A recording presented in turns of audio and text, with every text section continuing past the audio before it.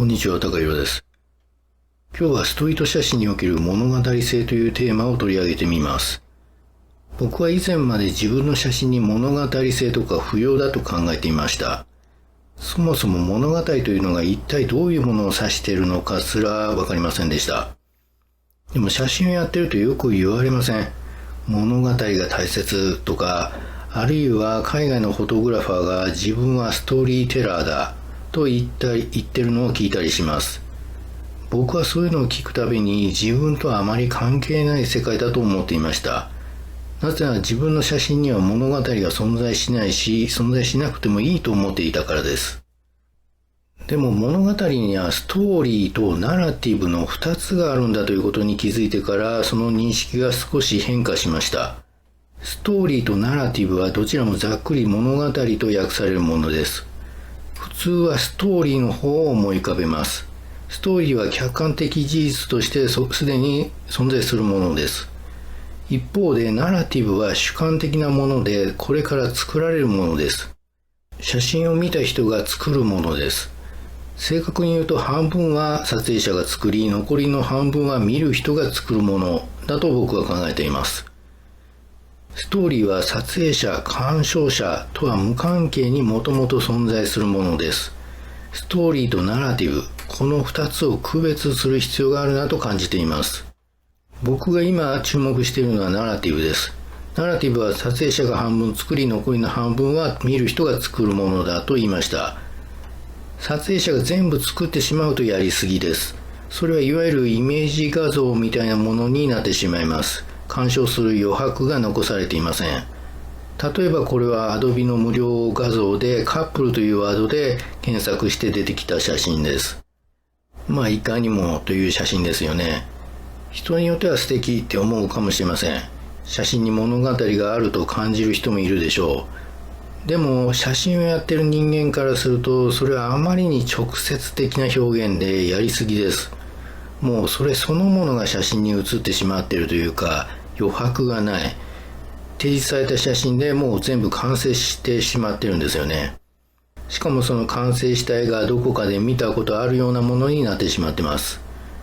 そういうありきたりな物語ではなく、ちょっとひねったものを考えてみましょう。例えばこの写真の左側に海に飛び込む人を入れるとどうでしょうか。なんか途端にシュールな絵になりますよね。そして別の物語が生まれました。具体的にどんな物語が生まれたかは見ている人に委ねられます。でもそれはしっかりと存在していて、見る人を引き込むことに成功しています。これこそがナラティブだと僕は考えています。自分の写真に足りていない成分はそこかなと。見る人に何が起こっているか、なぜそうなったのかと質問させる写真。写真の背後に隠れた物語を知りたくなるような写真です。実際には何も起こってなくてもいいのです。でもカメラを持った人の視点で、その画角で写真に収められた瞬間に何かが起こっているように見える。そうしたもので OK です。むしろその方が写真として面白いのではと考えています。僕の写真で例を出すならこれ、以前紹介した写真です。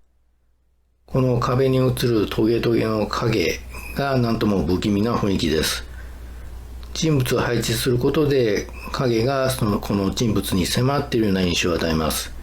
実際には何も不穏な出来事は起こっておらず、平和な日常の一コマを写真に収めただけです。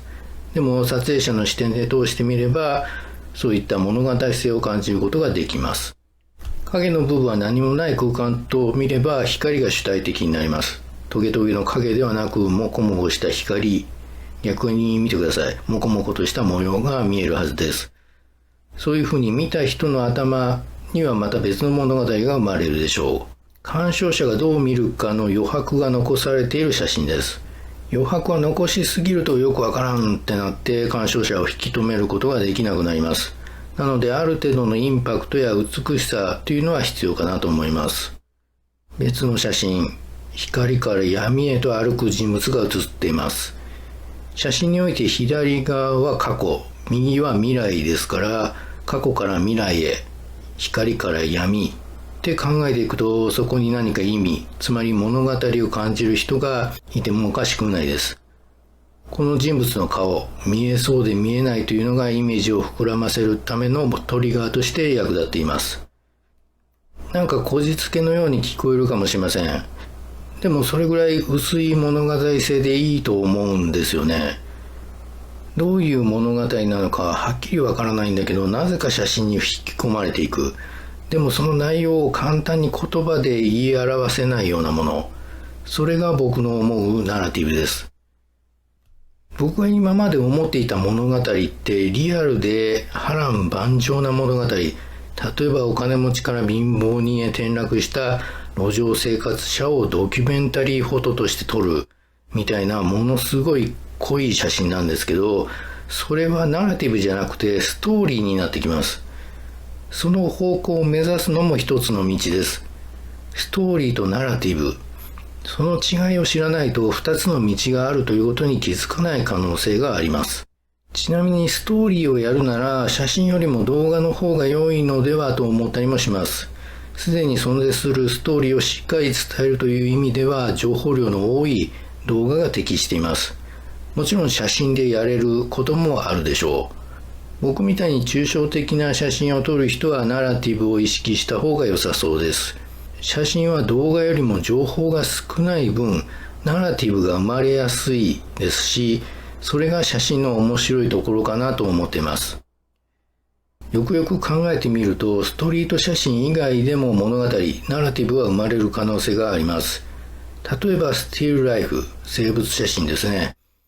動かない物体を主題にした写真で物語なんて生まれるのって思うでしょう。でも単なる物体でも、例えば剣は権力の象徴で、例えばフルーツはお金を意味していて、なのでこの写真はこういう意味があるんですみたいな、そういう説明ってよく聞きますよね。物語というよりもメタファー、比喩とか解釈の方が近いのかもしれませんが、これも一種の物語、ナラティブだと言っていいかと思います。要は物語というものをもっと広い意味で考えてみようっていうことなんですね。ここまで言ってきてもあまりピンとこない人には来ないでしょう。でも自分の写真に物語性をどう取り入れたらいいんだろうと悩んでいる人には参考になるはずです。結局何が言いたいかというと、こういうふうにナラティブということを意識して写真を鑑賞したり、写真を撮ったりすると、今までとは違うステージに行ける可能性があるということです。それは写真に限らずアート全般同じです。そう、自分の写真をアートとして見てほしい人はこの話を何度も見返してください。すぐには分からなくても時間を置いて何度か見てるうちに分かってくるはずです。偉そうに語っていますが、僕自身もまだスタートを切ったばかりのペーペーです。この動画は自分に向けて作っているようなものです。自分の考えをまとめるため、そして忘れた頃にもう一度見返すための動画です。今回の内容をまとめると以下のようになります。今回の動画は正直まだまだ未完成で補足する点、修正する点が多いように感じています。でも物語性を考える第一歩としては悪くない出来かなと思っています。面白かったねという人はグッドボタンよろしくお願いします。それではまた。